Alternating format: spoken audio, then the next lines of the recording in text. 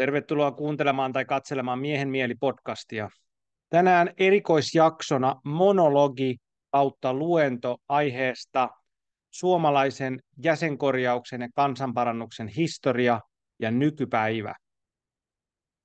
Sitä ennen kuin mennään päivän jaksoon, niin haluan kiittää sponsoreita, Puhdas Plussaa ja Ancestral Living Finlandia.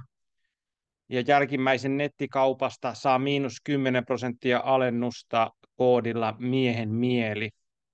Ja kiitos taas kaikille, ketkä olette antaneet kommentteja videoihin. Oikeastaan tämän videon idea mulla lähti kokonaan siitä, kun mä sain kommentin, missä yksi kaveri sanoi, että olisi kiva saada lisää podcasteja jäsenkorjausaiheesta. Meillä on ollut tosiaan Leila Katilakoski, joka on perinteisen jäsenkorjauksen pääkouluttaja ja kehittäjä, on ollut mun podcastissani aikaisemminkin. Mutta sitten valitettavasti mä en oikein saanut yhteyttä ihmisiin, ketkä olisi tullut mun podcastiin puhumaan tässä aiheesta. Ja kun olen itse pitänyt tästä nyt pidettävästä aiheesta, niin useammankin luentosarjan, ja viimeksi tuolla Porin kansalaisopistolla mä pidin tämmöisen 4,5 tunnin, tai 3 osassa luentosarjan tästä aiheesta, ja sitten mä opetan tätä myöskin, niin mä ajattelin, että kokeilen, että miten tämä toimii täällä podcastissa, jos mä pidän yhennetyn version tässä yhtenä podcastiksena, pidän iloksi ja toivottavasti sivistyksen lisäämiseksi. Ja sitten myöskin omana markkinointina myös, koska mä teen tätä työtä ja opetan tätä edelleen. Ja sitten me voitaisiin mennä päivän jaksoon, ja mä toivon, että tämä jakso toimii kuunneltuna. Se olisi se mun ajatus, mutta mulla on tässä myös dioja mukana, että jos ne, ketä haluaa syventyä tähän aiheeseen, niin voi katsoa näitä dioja sitten samalla. Mutta näitä nyt ei ole mitenkään hirveän paljon, mutta nämä on otettu tuolta mun luennostani ja vähän tuommoisena lyhennettynä versiona. Ja avataan tuolta noin tosta, ja mä lähden jakamaan, ja tosiaan jos et katso tätä videoa, niin se ei haittaa, kyllä tässä pitäisi tulla kaikki myöskin ihan puhuttuna. Eli jäsenkorjaus, historia ja nykypäivä. Ja tosiaan luennoitsijana Viljami Lehtonen, ja koulutukseltani jäsenkorjaaja, mä oon koulutettu hieroja, joogaopettaja. Myöskin on opettanut hieroja ja jäsenkorjaajia nyt tässä viimeiset 5 vuotta myös osaksi. Ja meillä olisi tarkoitus tässä luennon sisällössä, tai luennolla ottaa 3 aihetta. Ensiksi vähän tätä historiaa, että mistä on kysymys, mitä on jäsenkorjaus, mistä se on tullut. Hiukan ensin maailmalta vähän laajempaa ja sitten laajemmalti ja sitten Suomen historiaa. Ja sitten mennään siitä, että mitä jäsenkorjaus on nykypäivänä, että miksi jäsenkorjausta harjoitetaan, että miksi tämmöistä vanhaa tekniikkaa ylipäätänsä tehdään, mitä se antaa nykypäivän ihmisille. Ja sitten viimeisenä tuosta koulutuksesta, mitä mä itsekin järjestän. Ja mun on tarkoitteena saada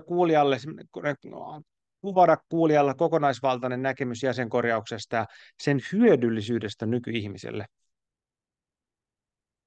Jos me mennään tästä itse luentoon, me sukelletaan heti vähän kauemmas tästä itse jäsenkorjauksesta ja puhutaan hoitamisesta ja parantamisesta.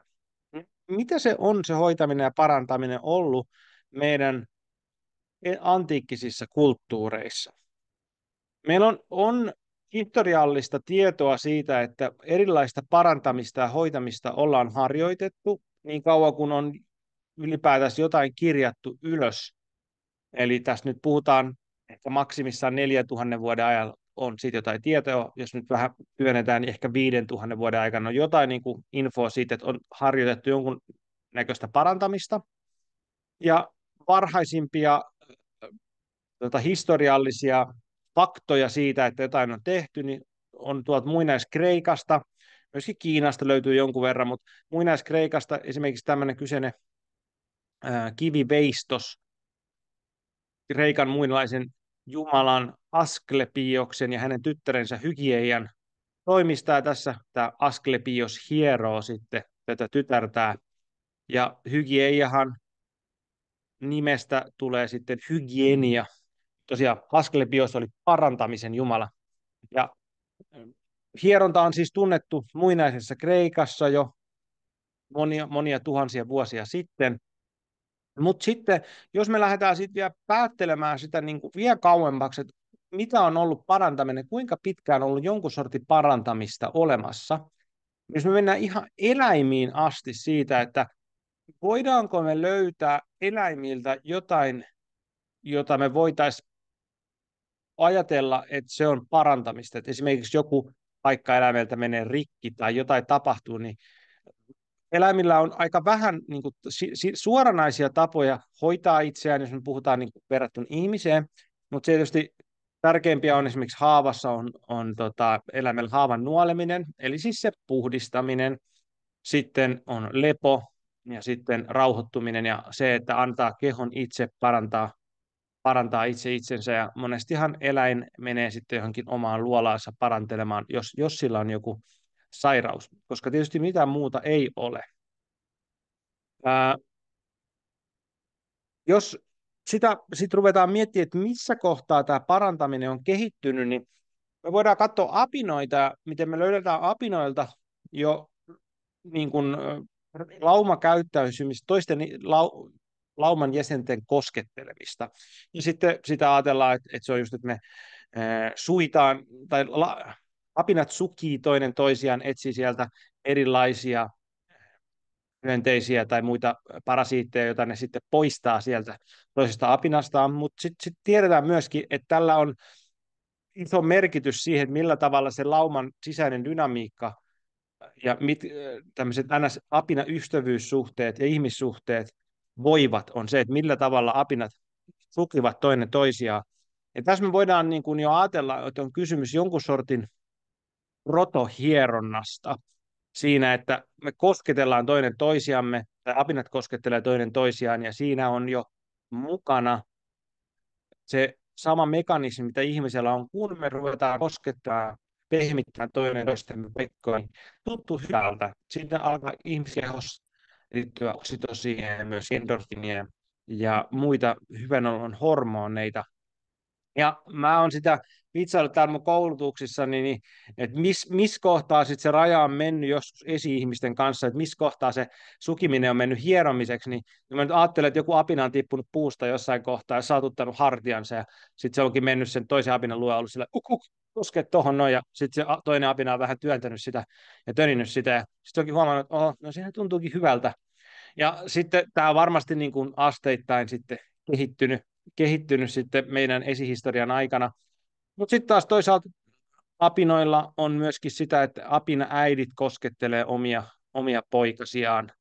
Ja se on myös hyvin lähellä, sit, mikä on niinku hierontakoskettelu, niin tätä sen niinku raja on häilyvä, mutta fakta on se, että sitä on ollut mukana jokaisessa, tai sitä on ollut mukana ihmisen kulttuurin kehityksessä. Mitä muuta kaikkea se hoitaminen ja parantaminen on, niin jos puhutaan tästä esihistoriasta vielä ihan hetki, niin sitä voi ajatella sillä lailla, että kun ihminen on elänyt luonnon armoilla ennen teollistumista, ennen niin kuin työkaluja ja muita, niin me ollaan aika heikoilla sillä, että meillä on lähellekään isoimpia siellä luonnossa nopeampia, kestämpiä, ei ole hyvä hajuaisia, jne. Meillä on paljon eläimiä, jotka on meitä kyvykkäämpiä, mutta mitä ihmisillä on, niin ihmisellä on tietysti isommat aivot ja kyky ratkaista ongelmia.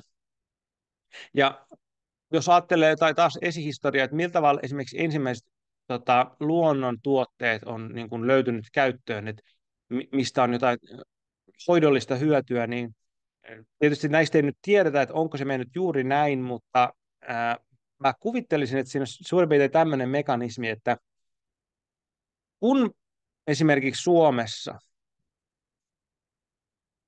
tuommoinen puu, jossa on neulasia, vaikka mänty tai sitten joku muu, saa itseensä vaurion, sieltä katkeaa joku oksa tai joku muu, niin se alkaa erittää siihen pihkaa.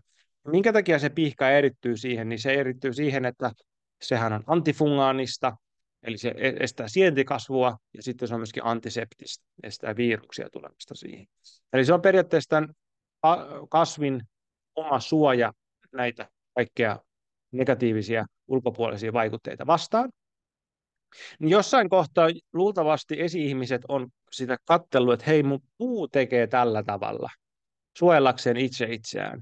Niin jossain kohtaa joku on miettinyt, että hei, jos mä otan tuota pihkaa ja lykkään sitä mun omaan haavaani, niin siinä on luultavasti jotain hyötyä. Sitten ollaankin löydetty se, että pihkahan on tosiaan antibakteerista, antifungaanista, eli estää sienin kasvua myös ihmiselle, ja sitähän on Suomessa tutkittu Helsingin yliopistossa, ja apteekistakin nykyään saa Abilar pihkasalvaa, jota käytetään makuhaavojen hoitoon esimerkiksi. Ja pihkaa on käytetty tosi monessa muinaisessa kulttuurissa ihmisen haavojen hoitamiseen. Ja sitten tietysti luonto on täynnä kaiken näköistä muutakin, millä itseään hoidetaan, ja kun ollaan löydetty näitä vanhoja kivikauntisia ihmisten jäänteitä ja pystytty tutkimaan heidän hammaskiilleestään sitä, että mitä ne on syönyt, niin sieltä on löytynyt useita eri luonnon aineita, jotka eivät ole ollut ruokaa, vaan ne on ollut esimerkiksi vaikka kivunhoitoon tai muuta. Esimerkiksi pajunkuorta, missä on salisylaatteja, joka on niin kuin aspiriinin esiaste. Mutta joka tapauksessa ihminen on osaksi tämän hienon kulkunsa tänne meidän nykypäivään asti tehnyt sen takia, että me ollaan kyetty myöskin hoitamaan itse itseämme ja hoitamaan sitä omaa laumaa, koska me ollaan ollut lauma-eläimiä. Meidän on tarvinnut saada se koko lauma selviämään hengissä. Ja tosiaan eläimet ei pysty niin paljon hoitaa itse itseään kuin ihminen pystyy hoitamaan ja sitten käyttämään älyä siinä hoitamisen mukana. Eli se on ollut yksi tärkeä osa ihmisen selviämistä, se, että oppia käyttämään luonnonantimia ja sitten myöskin omaa kehoa toisten ihmisen auttamiseen ja hoitamiseen ja kaikennäköisiä apuvälineitä sitten siinä mukana. Näille kaikille toimille on kehittynyt sitten erilaisia rooleja näissä ihmisyhteisöissä, ja klassisestihan on puhuttu niin kuin shamaaneista tai parantajista, jotka on sitten ottanut osakseen tämän hoitamisen ammatisiin yhteisössä, kun on ollut metsästäjiä, on ollut keräilijä, kaikkea muuta, on erilaisia rooleja. Sitten yksi henkilö tai useita henkilöitä siinä yhteisössä on ollut niitä, jotka omistaa sen hoitajuuden taidon tai tekee sitä niin kuin sen yhteisen hyväksi. Ja näin sitten tämä hoitajuuden perinne on siirtynyt sukupolvelta toiselle kymmeniä ja kymmeniä tuhansia vuosia ajan sitten ympäri maailmaa eri kulttuureissa ja saanut eri kulttuureissa vähän erilaisia muotoja myöskin riippuen niin kuin ympäristöstä, että millainen on se fyysinen ympäristö, mistä ihmiset elää. Esimerkiksi suomalainen kansanparannuksen kulttuuri on erilainen kuin esimerkiksi intialainen, johtuen sitten tietysti siitä, että meillä on täysin eri kasvillisuusflora ja sitten myöskin lämpötilat on täysin erilaisia ja mitä me joudutaan fyysisesti tekemään, niin se tekee siitä erilaisen siitä kulttuurista ja siitä myöskin, että millaisia vaivoja ihmisille tulee ja sitten millaisia vaivoja ihmiset tarvitsee apua. Jos me kelataan tuolta esihistoriasta vähän tänne niin kuin, meidän lähempään historiaan, niin missä meillä on niin kuin ensimmäisiä viitteitä siitä, että tosiaan näistä parantamisen kulttuureista, niin Hippokrateeksi mä tosiaan mainitsinkin jo, joka on sitten noin 2500 vuotta sitten elänyt täällä. Sitten kiinalaiset lääketieteessä on jopa 5000 vuoden takaa löytynyt listoja yrteistä, mitä käytetään ihmisen hoitoon. Ja yksi niistä yrteistähän on lakkääpä, mikä on ihan, eli reishi nimeltä löytyvä sieni, mitä kasvaa itse asiassa esimerkiksi täällä Länsi-Suomessakin vielä, mikä on mielenkiintoinen anekdootti, mihin mä ehkä en nyt mene sitten enempää, mutta tuli vaan mieleen. Sitten kiinalaisessa lääketieteessä on myöskin tämmöinen niin kuin bone setting-osasto, joka tarkoittaa sitten vähän niin kuin jäsenkorjausta. Ja sitten myöskin Hippokrateilla on ollut paljon tämmöisiä, mutta on ollut manipulatiivisia tekniikoita selkärankaa, mihin viitataan esimerkiksi kiropraktiikan historiassa, että meillä on tehty tämmöisiä rusautuksia, niksautuksia, naksautuksia jo tuhansia vuosia. Ja sitten yksi iso, hyvin säilynyt tämmöinen vanha muinainen hoitokulttuuri on intialainen Ayurveda, johon sitten jooga on yksi osa sitä. Ja nämä on tosi laajoja kokonaisuuksia, kiinalainen lääketiede ja intialainen Ayurveda. Mutta nämä nyt esimerkkinä, mutta muitakin on tämmöisiä säilynyt, esimerkiksi Afrikassa erilaiset samanistiset kulttuurit, Etelä-Amerikassa ja sitten pienemmissä määrin eri maissa, riippuen vähän maan historiasta ja kuinka paljon se on ollut kontaktista länsimaiseen sivistykseen ja kristinuskoon, niin se on vaikuttanut aika paljon siihen, että kuinka paljon näitä vanhoja hoitomenetelmiä on jäänyt jäljelle. Mutta se on niinku fakta, että jokaisessa ihmiskulttuurissa, mitä meillä ikinä on ollut, on ollut oma tapansa hoitaa ihmisiä, koska se on niin vitaali osa sitä, että me ollaan elossa. Ää, Hippokrateelta löytynyt tämmöisiä muutamia kuvia. Jos joku katsoo näitä, niin täällä on hyvin rajuja olkapään paikalleen laittoa ja sitten leukaluun, joka on lähtenyt pois paikaltaan. Mutta tosiaan kaiken näköistä on ollut tehty ja mä en tässä kohtaa myöskään on naivi siitä, että kaikki nämä vanhat jutut olisi millään tavalla ollut hyviä. Osahan näistä, mitä ollaan tehty, on ollut todella brutaaleja ja tuhollisia ja ollaan käytetty kaiken näköisiä myrkkyjä esimerkiksi keskiaikalla ihmisen hoitoja, jotka on ollut paljon vaarallisimpia ne hoidot itsessään kuin se tauti. Mutta sitten ei pidä heittää lasta pesuveden mukana. On myöskin ollut todella paljon hyviä juttuja, mitkä on säilynyt meidän nykyaikaan, esimerkiksi vaikka sitten akupunktuuri tai tiettyjen luontaistuotteiden käyttö tai sitten jäsenkorjaus Suomessa. Mutta se täytyy tehdä näin nykyihmisenä sitä erottelua, että mikä on ollut hyvää, mikä toimii ja mikä ei, mikä on ollut vanhaa, mikä voidaan jättää. Mä nyt puhuin tuosta hieronnasta jo siitä, että me ollaan tehty sitä hierontaa jo apinoina todennäköisesti jo, tai ainakin jonkun sortin protohierontaa. Ja sitten sitä hierontaa on käytetty hoitona tosiaan ihmisillä todella moneen erilaisiin vaivoihin, koska monesti ei ole ollut mitään muuta tapaa helpottaa toisen ihmisen vaivoja kuin hieroa. Ja hieromisessa on se hieno juttu, että hieroa ei välttämättä tarvitse edes osata, että se on auttaa jo, koska se kosketus itsessään, kun ihminen koskettaa toinen toistaan lempeästi ja mukavasti, joskus tietysti vähän kovempaakin, niin se alkaa aiheuttaa hormonireaktioita ihmisestä ja tosiaan oksitosiini ja endorfiini ja muut alkaa virtaamaan. Ja sillä itsessään on jo parantava vaikutus. Ja sillä on myöskin vaikutus se, että jos joku on kuunnellut noita mun polyvagaalijuttuja, niin täällä niin polyvagaaliteorian mukaan, niin kun keho siirtyy stressitilasta, eli tästä yliaktiivisuudesta sitten enemmän parasympaattiseen, eli tämmöiseen rauhalliseen tilaan, niin kehon luontainen itsehoitomekanismi aktivoituu kaikkein eniten silloin.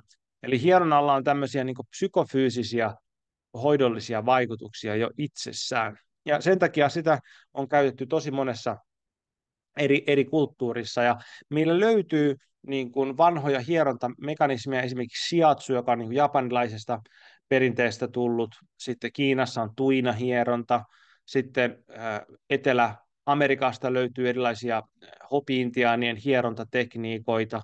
Ja näitä löytyy tosi monesta muustakin, ja Ayurvedasta löytyy Intiasta erilaisia hierontatekniikoita, että millä tavalla se hieronta pitäisi sitten tehdä.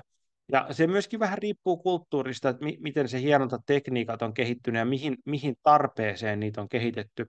Et esimerkiksi Ayurvedan hieronnat on todella erilaisia kuin sitten suomalaiset jäsenkorjaus- ja kansanparannus. Johtuu tietysti siitä, että Suomessa on ollut tosi paljon erilainen ympäristö kuin Intiassa, ja millä tavalla ne ihmisten vaivat on syntynyt täällä Suomessa, niin ne on syntynyt totta kai kovan työn takia ja kylmyyden takia, niin se aiheuttaa erilaisia jännitysdynamiikoita kuin sitten taas mitä tulee siitä, että kun on tosi lämmin ja tota, se ympäristö, tai siis että Intian ympäristö tuottaa erilaisia vaivoja, jolloin siihen kulttuuriin se hierontatekniikka on kehittynyt erilaisiksi kuin sitten taas täällä Suomessa. Jos me palataan nyt sitten tuolta ulkomailta tänne Suomeen kokonaan, niin mitä on tämä suomalainen kansanparannushistoria ja juuret täällä Suomessa, nimenomaan jäsenkorjaus nyt sitten kansanparannuksen osana, niin Suomessa on ollut 9000 vuotta. Tämä tarkoittaa sitä käytännössä, että meillä on 9000 vuotta erilaista hoitoperinnettä täällä Suomessa, koska me ollaan hoidettu itse itseämme. Ja Suomen historiassa tiedetään se, että täällä on ollut myöskin tullut uusi asetus jossain vaiheessa, ja täällä on ollut saamelaisia, että se on vähän vaihtunut tässä 90 000 vuoden aikana, että ketä täällä on ollut, mutta se on silti historian hämärässä, että kukaan ei tarkalleen ottaen tiedä, että ketä täällä sitten on ollut sitten tämän 9000 vuoden ajan. Mutta joka tapauksessa täällä on tietynlainen parantamisen kulttuuri kehittynyt tänä aikana.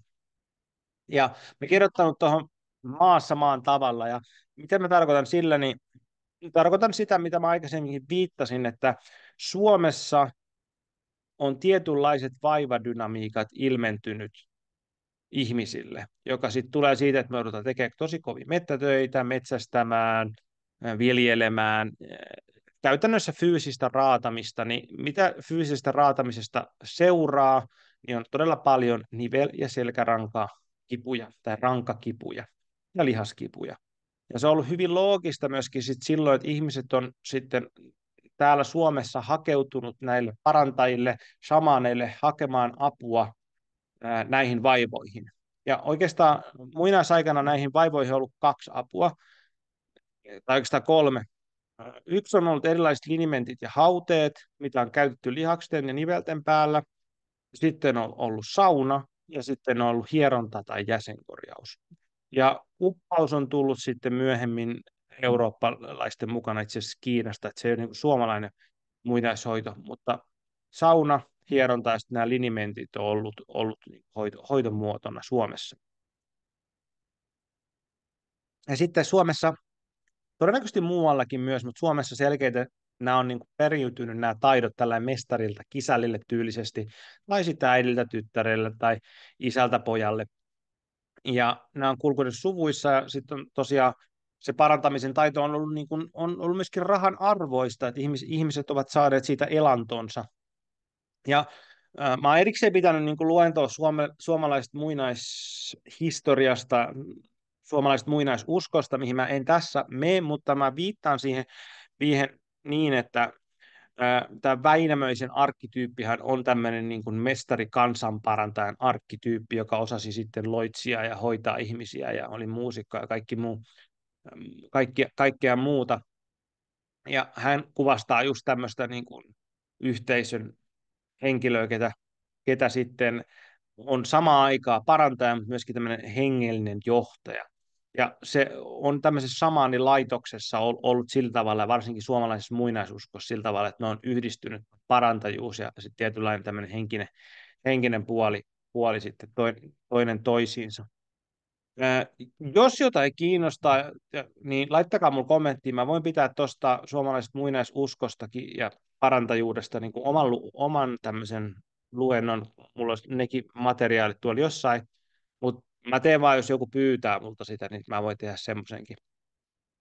Mutta palatakseni siitä sitten takaisin tänne luennon aiheeseen ja jäsenkorjaukseen ja parantajuuteen, niin täällä on parantajia ollut sitten niin kuin monenlaisia, ja sitten yksi, mikä on todiste siitä, että missä niitä on ollut, että tätä hierontaakin on harjoitettu tai jäsenkorjausta, niin löytyy sitten Kalevalasta, ja sieltä löytyy säie, joka menee näin, että jos on luu luiskahtanut, siihen luuta luiskahuta, jos on jäsen järkähtänyt, siihen jäsentä järkähytä, jos on liha liikahtanut, siihen lihaa liikahuta, jos on suoni suikahtanut, siihen suonta suikahuta.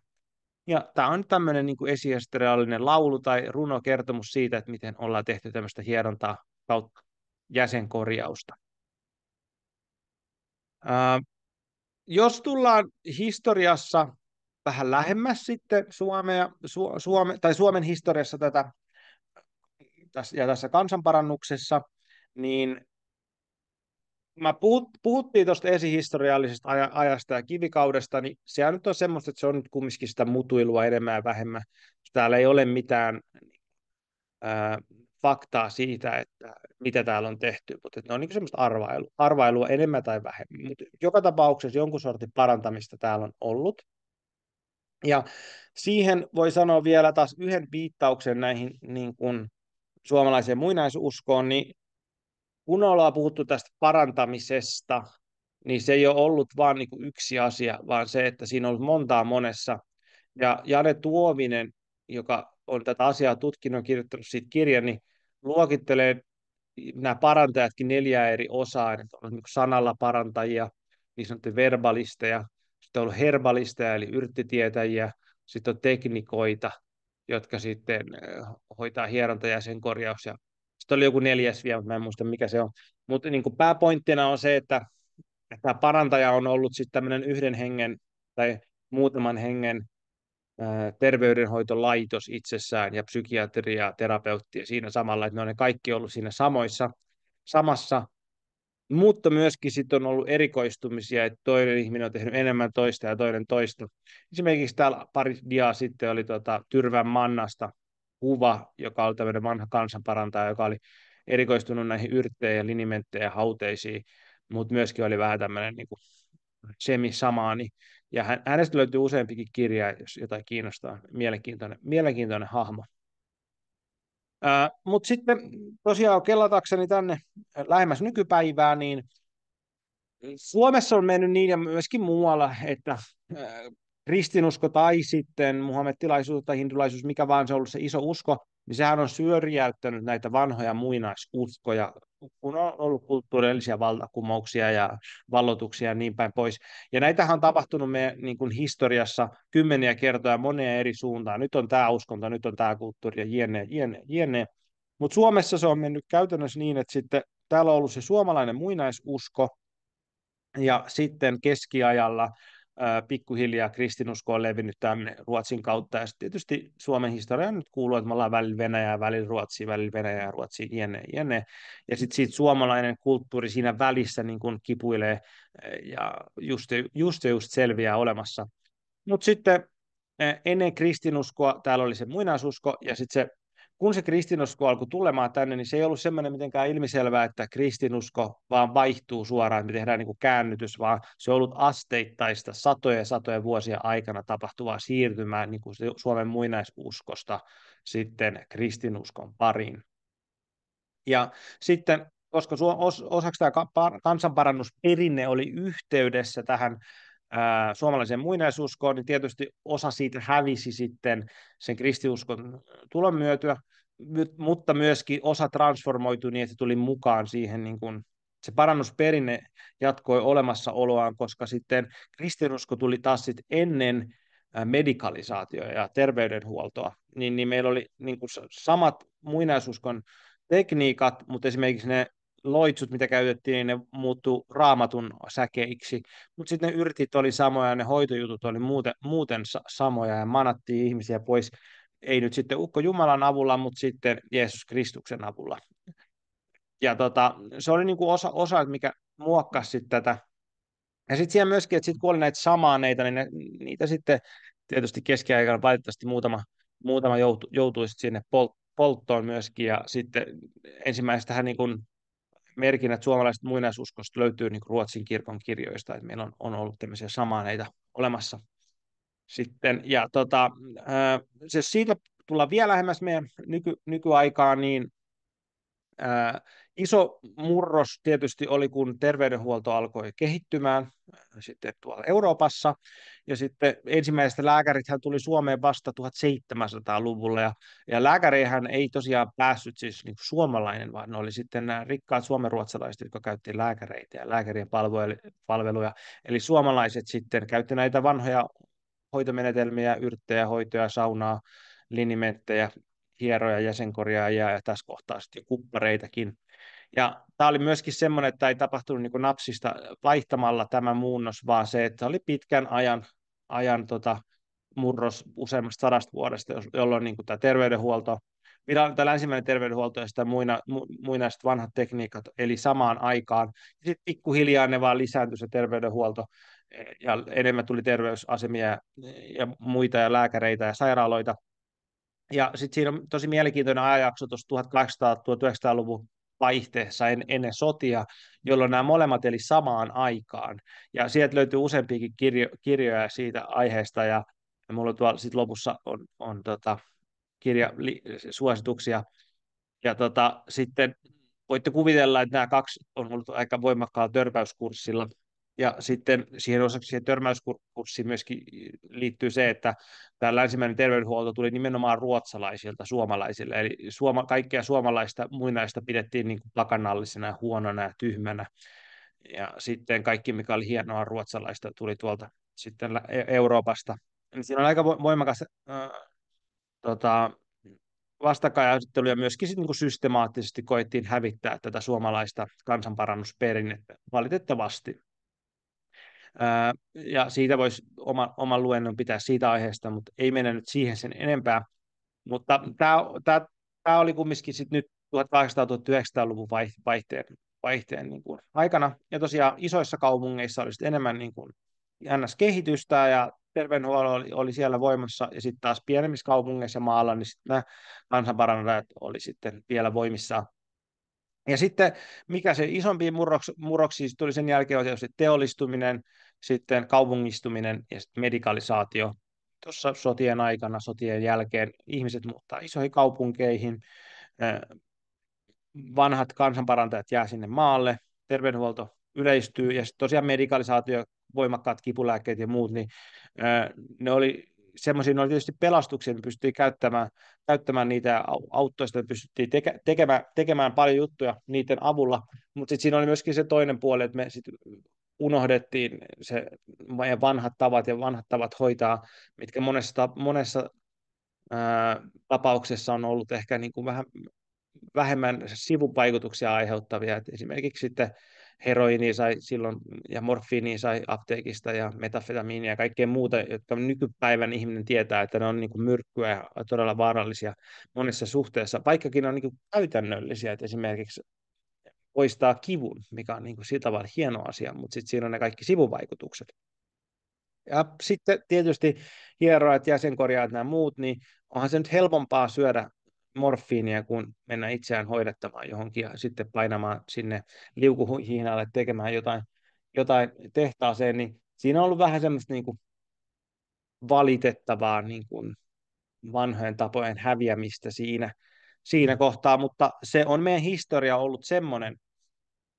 Ja tämähän jatkui sitten oikeastaan tuonne 80-90-luvulla asti ja ihan muutamia tämmöisiä ohuita vanoja tai puroja jäi sitten näistä kansanparannuksesta elämään ja myöskin suomalaisesta muinaiskulttuurista. Ja nehän ei ole kadonnut täältä meidän kulttuurista, että esimerkiksi suomalainen musiikki tai sitten runot ja laulut, että näitä on niin kuin sitten säilytetty esimerkiksi Lönnrot ja muiden toimesta, ja sitten ne on tullut osaksi meidän kulttuuria. Eli sauna on tullut osaksi meidän kulttuuria, saunassa saunoivat asiat. Ja sitten herbalismi on ollut jonkun verran mukana, ja se on esimerkiksi mun asiakkaille kuulee välillä, kun puhutaan jostain isoäidistä, että muistaa, että miten ne kävi keräämässä yrttejä ja käytti niitä hoitamiseen. Ja se on ollut just sitä muinaiskulttuuria, mikä on niin kuin vielä jäänyt eloon. Ja sitten sitähän on niin kuin tietoisesti koettu elävöittää, useampi kirjakin tästä herbalismista kirjoitettu, ja muistakin näistä muinaisuuskon osista, että ne on niin vähän sirpaloitunut, mutta ne on niin kuin mukana täällä kulttuurissa kylläkin. Sitten jäsenkorjauksesta, niin se teknisesti meinasi kadota kokonaan, koska näitä töitä oli todella vähän, ja puhutaan varmaan niin kuin 10, jossain 10 tai ehkä alle 20 ihmisen joukosta, ketkä osas näitä taitoja enää tuossa 90-luvulla. Ja kun tätä oli opetettu mestari-kisällillä niin kuin menetelmällä, niin se oli aikansa elänyt. Se ei ollut enää mahdollista meidän nykyaikana. Ja sitten Olavi Mäkelä ja Pentti Penktilä, jotka olivat tämmöisiä jäsenkorjaajia, niin he perustivat sitten Kaustisten kansanlääkintäkeskuksen ja kansanparannusseuran siellä sitten. Ja he olivat sitten ensimmäisiä, jotka muistaakseni 94 rupesi opettaa tällä kurssiluonteisesti jäsenkorjausta. Ja se oli oikeastaan se pelastus, jolloin sitten tehtiin se, että se jäsenkorjauksen taito ei mennyt hukkaan, koska sitten se muutettiin se opetusmuoto siihen. Ja sitten täällä on kuva heistä molemmista, jos joku katselee näitä. Ja sitten Leila Kattilakoski isona tärkeänä henkilönä siellä, hän sitten metodologisesti kirjasi ylös niitä tekniikoita ja perusteli niitä anatomisesti, kun hän oli tämmöinen, mä en muista hänen peruskoulutuksaan, mutta joku terveydenhoidon alan ihminen, niin hän kirjasi niitä ylös ja teki niistä sitten koulutusmateriaalit, jotka säilyivät, ja joita edelleenkin sitten käytetään näissä jäsenkorjauskoulutuksissa. Ja, ää, ja vaikka siellä oli, niin kuin tehtiin tärkeä työ siinä oikeastaan se, että miksi jäsenkorjaus jäi eloon, niin oli muutamia muitakin niin kuin yksittäisiä henkilöitä, jotka sitten oli mukana. Ja yksi niistä oli Juho Ylioja ja hänen niin kuin oppilaansa. Ja Juho Ylioja oli tämmöinen kansanparantaja tuolla Hämeenkyrössä. Ja hänen tekemää Ojan isännän linimenttiä myydään edelleenkin tuolla luontaistuotekaupoista. Ja mä käytän myöskin sitä täällä vastaanotollani. Eli hän hieroi sitten tätä linimenttiä, hieroi sitten sen jälkeen vielä tai jäsenkorjasi. Mutta suurimman osan tästä kansanparannuksen tai jäsenkorjauksen pelastamisesta tehtiin Kansanlääkintäkeskuksella. Ää, odotas hetki, mihin menee mun diat vähän sekaisin. Joo, ja ehkä mä hyppään täältä sitten siihen, että siellä Kansanlääkintäkeskuksessa tosiaan opetettiin ensin jäsenkorjausta pelkästään. Ja sitten sieltä perustettiin erilaisia yhdistyksiä opettamaan tätä ja ylläpitämään näitä taitoa. Yksi yhdistyksistä opettaa nimellä kalevalainen jäsenkorjaus, joka on niin kuin viittauksena siinä, että tässä on niin kuin muinainen parantamisen taito. Ja yhdistys valitettavasti hajosi, ja sieltä sitten Leila Kattilakoski perusti oman yhdistyksen, ja hän opettaa nimellä perinteinen jäsenkorjaus. Sitten on myöskin ollut hajoaminen siihen suuntaan, että on tullut kaustislainen jäsenkorjaus. Sitten on Suomen jäsenkorjaajakoulu, ja sitten on myöskin mun oma koulu, josta valmistuu nimellä koulutettu jäsenkorjaaja. Eli kaikki on lähtenyt suurin piirtein sieltä yhdestä ytimestä, mutta sitten levinnyt ja saanut mausteita eri asioista eri puolilta. Ja näistä tämä kalevalainen jäsenkorjaus se on isoin niistä koulutuksista, mutta kaikki on niin periaatteessa samasta lähteestä.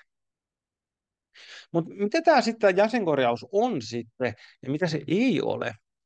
Ja mä ajattelen sitä sillä tavalla, että yksinkertaisuudessaan jäsenkorjaus on niin kuin kivun lievitystä ja kivun vähentämistä ihmisen kehossa.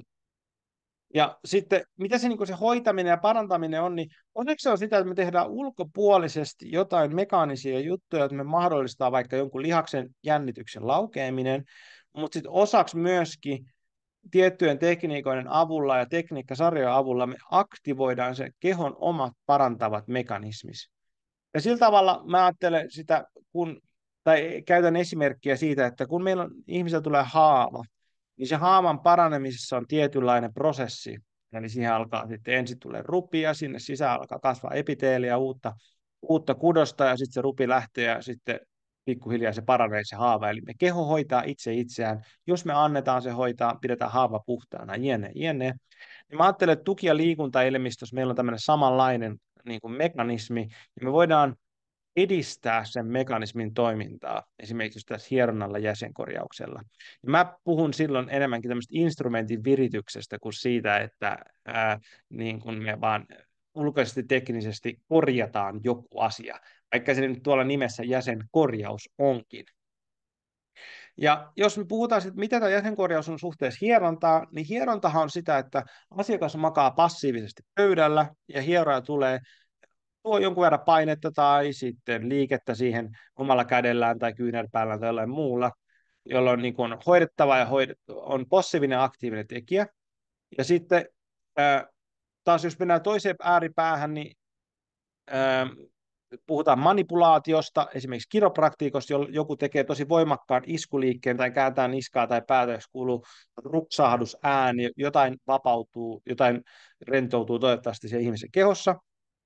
Nämä ovat niin kuin ääripäitä hoitamista, hieronta ja sitten manipulaatio, kun sitten jäsenkorjaus on taas mobilisaatio, joka on liikkeelle laittamista. Eli me pumpataan niveliä, me tehdään useita edestakas liikkeitä samalla, jolloin me ei mennä suoraan pohjaan, vaan puhun enemmän siitä, että tehdään niin kuin sipulin kuorinnalla, että asteittain pehmitellään, pumpataan kehoa avautumaan, joka sitten saa aktivoi sitten nestekiertoa ja faskian pehmenemistä ja monta muuta positiivisia hermostollisia reaktioita. Eli tämä on niin kuin, vähän niin kuin tuossa hieronnan ja sitten sen kiropraktiikan puolessa välissä pehmeänä hoitomuotona. Ja sitten joskus myöskin niin kuin erottuna hierontaan, niin jossain kohtaa asiakasta ohjataan itse tekemään liikkeitä, jos sitten tehdään vähän niin kuin yhteistyötä hoitajan kanssa. Eli jäsenkorjaus on suomalainen manuaalinen mobilisointihoitotekniikka tai tekniikkasarja. Hoito tapahtuu, kun meillä on hoitaja ja hoidettava, se tapahtuu joko tuolilla tai sitten hoitopöydälle, joskus seisaltaankin. Ja tämä on niin kuin hieronnan ja manipulaatiohoidon välimaastossa. Ja eroaa hieronnasta siten, että me tehdään monipuolisempia liikkeitä, me käytetään niveliä apuna, käytetään erilaisia vipuvarsitekniikoita. Ja sitten manipulaatiohoidosta tämä ero on niin, että tässä lähtökohtaisesti jäsenkorjauksessa ei rusautella ja räsäytellä nikamia tai subluksaatioita auki. Ja sitten jäsenkorjauksessa voidaan kohdistaa tätä hoitoa eri rakenteisiin ihmisen kehossa, niin pintarakenteista syvärakenteisiin, voidaan kohdistaa niveliin, lihaksiin, faskiaan, jne. Sitten kun sitä oppii tekemään. Jäsenkorjauksen hoitofilosofiassa on monta eri suuntausta myöskin, mutta lähtökohtaisesti me puhutaan, meillä on tämmöinen holistinen ihmiskäsitys, eli katsotaan ihmistä kokonaisuutena. Ja tässä me käytetään paljon faskia ymmärrystä selittämään siihen, että minkä takia ihmisestä hoidetaan kokonaan, ja faskia ymmärrys tulee sitten tietysti meidän länsimaisesta lääketieteestä. Ja hoidot on yksilöllisiä, tehdään sillä, mitä se ihminen itse tarvii, ja sitten myöskin se, että puhutaan kivun subjektiivisuudesta, että se kivun aistiminen, niin me lennään sen mukaan, että miten se asiakas aistii sitä kipua. Ei niinkään, että mä päätän, miten tehdään, vaan että ollaan koko ajan vuorovaikutuksessa sen asiakkaan kanssa. Tiedetään, että missä se raja menee, että kuinka paljon voidaan tehdä. Ja aikaisemmin ollaan puhuttu siitä, että on niin kuin nikama tai nivel pois kohdalta ja laitetaan niitä kohdalle, tai sitten kiropraktiikka puhuu subluksaatiosta, niin siinä on niin kuin tietty perä, mutta se on aika semmoista vanhahtavaa kieltä ja asiat, niin kuin nivel voi olla pois kohdaltaan suoranaisesti tai joku raaja olla väärässä asennossa, niin mä enemmän puhun siinä kohtaa linjausvirheistä, kehon epätasapainosta, jännite-epätasapainosta, siitä, miten niin kuin esimerkiksi vaikka jos oikea jalka on tosi jännittynyt, niin se alkaa muuttamaan sitä, että miten lantiokori näyttäytyy niin kuin vertikaalisessa asennossa, joka voi tarkoittaa sitä, että selkäranka on sitten vaikka vähän vinossa, joka sitten täällä mun seuraavassa diassa sitten näkyykin esimerkkinä. Että onko nyt joku pois paikaltaan, niin se on ehkä vähän semmoinen kova termi, mutta ainakin vähintään siellä on jotain linjausvirhettä. Ja sitten jäsenkorjaus on tosiaan, se on pehmeä hoitomuoto, että siinä ei tehdä ryskimällä ja räskimällä ja kovalla voimalla. Ja pointtina on se, että me hoidetaan kokonaisuutta, eikä vain suoraan oiretta. Eli käsitellään koko kehoa kokonaisuudella.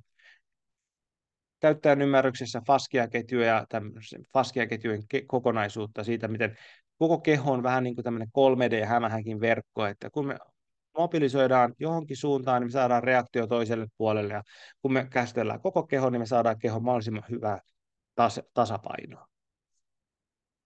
Ja viimeisenä mun omasta koulutuksesta, ja mä tosiaan olen ruvennut vetämään tämmöistä koulutusta, josta saa diplomin koulutettu jäsenkorjaaja, ja se on minun henkilökohtainen kehittämä versio jäsenkorjauksesta. Mä nojaan näihin vanhoihin kansanparannusoppeihin, mitä mä oon saanut sitten muutamalta kansanparantajalta, jota mä oon sitten tehnyt tässä työuran aikana, ja mä laskeskelin, että yli 10 000 asiakastyötuntia käyttänyt tähän hoitamiseen, ja sitten viimeiset 12 vuotta koko ajan opiskellut jotain tämän alan ympäriltä, niin näitä vanhoja tekniikoita, mutta myöskin sit länsimaista lääketiedettä ja ymmärrystä siltä puolelta. Ja mä koitan yhdistää näitä kahta siinä mun koulutuksesta.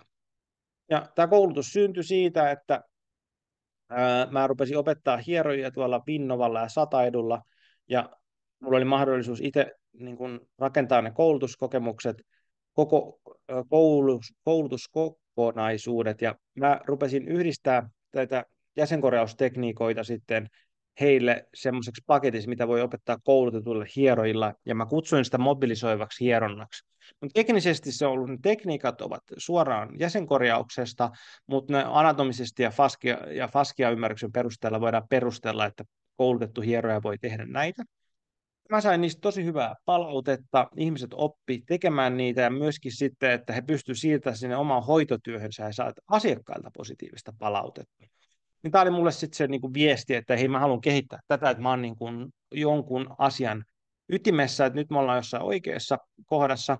Ja mulla se tämä koulutettu jäsenkorjaajan diplomikoulutus lähtee siitä liikkeelle, että mä haluan kouluttaa vain niin raudanlujia ammattilaisia. Ja sen takia mun koulutuksiin pääsee vaan, että jos on jo koulutettu hieroja tai fysioterapeutti, että on lisäkoulutuksena niille, joilla on se perusymmärrys jo ihmisestä olemassa ja hoitamisessa. Ja sitten siihen päälle me ruvetaan rakentaa tätä jäsenkorjauksen taitoa.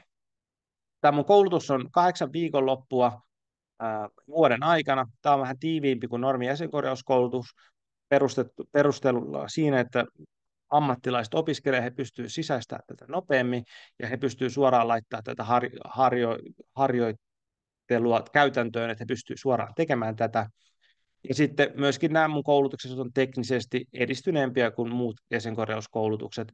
Mulla on ehkä laajempi ymmärrys ihmisen niin kuin psykofysiologiasta myöskin ja faskiasta, mitä mä tiedän suomalaisista muissa jäsenkorjauskoulutuksissa on. Mä käytän Tom Myersin myofaskiaalisia ketjuja tässä perusymmärryksessä ja sitten polyvagaaliteoriaa selittämään sit ihmisen psykofyysisiä ilmiöitä ihmisen kehossa. Ja yhdistän myöskin jonkun verran ymmärrystä joogasta ja kehon liikkeestä tähän kokonaisuuteen. Ja jos jotain kiinnostaa mun koulutukset, niin niitä löytyy lisätietoa www.viljamilehtonen.fi. Loppuajatuksia tästä koko luennosta on se, että suomalainen kansanparannus, jäsenkorjaus on osa meidän kulttuuriperintöä. Siinä, missä on sauna tai sitten suomalainen kansanmusiikki ja muu. Tämä on tämä käsillä tekemisen taito, millä me voidaan auttaa toinen toisiamme. Ja tämä taito on elänyt täällä Suomessa tuhansia vuosia ajan. Ja Suomessa oli jäsenkorjaajia noin 10 siinä 90-luvulla ja nyt on 1500, noin 1500 ihmistä, ketä on käynyt näitä koulutuksia. Meillä on joka kaupungissa löytyy jäsenkorjaajat, jotka tekevät työkseen ja se on, ihmiset äänestää jaloillaan. Monet menee mieluummin jäsenkorjaajalle kuin hierojalle tai fysioterapeutille ihan vain sen takia, että sä saat sieltä apua sun kipuihin. Ja se on niin kuin, minkä takia mäkin olen itseni ja perheeni elättänyt tänne, että tulokset puhuvat puolestaan. Kipu vähenee, kun sä käyt jäsenkorjaajalle, tai todennäköistä, että kipu vähenee, kun sä käyt jäsenkorjaajalle. Ja se on mun mielestä erittäin hieno osa meidän kulttuuriperintöä, että meillä on tämmöinen taito, ja mä haluan omaksi osakseni tietysti harjoittaa tätä, mutta myöskin jatkaa tätä eteenpäin seuraaville sukupolville, lisäten siihen ymmärrykseen, mitä meillä on nyt sitten länsimaisessa tullut, että miksi nämä tekniikat vaikuttaa, mitä on polyvagaaliteoria, jne. Ja kaikki muut paskialliset ymmärrykset, että mä yhdistän ne sillä tavalla. Eli tämä on vanhan taidon ja uuden tiedon välimaastossa, niin kuin Leila Kattilakoskikin on sanonut. Ja sitten tässä on, niin kuin, no ehkä mä hyppään sitten vaan seuraavaan asiaan. Mutta täällä viimeisen löytyy lukemista, jos jotain kiinnostaa syventyä tähän aiheeseen. Ja kiva, kun kuuntelitte tähän asti ja laittakaa kommenttiin nyt vähän, että täällä on nyt vähän tämmöinen erilainen monologi podcast, että millä tavalla tämä toimi. Oliko tämä mielenkiintoista ja haluatteko te lisää jotain tällaista? Yes. Hyvää talven jatkua ja me palaamme sijaan. Moi moi.